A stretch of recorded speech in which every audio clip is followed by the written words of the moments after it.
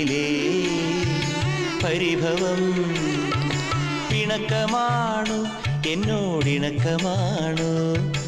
അടുത്തു വന്നാലും പൊന്നെ മടിച്ചു നിൽക്കാതെ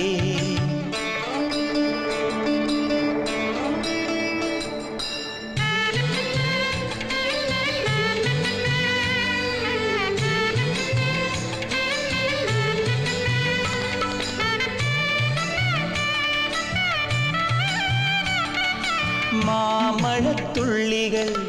മണിമുത്തു ചാർത്തുമീ സുന്ദരി പെണ്ണാം പൂന്തേൻ പുഴയിൽ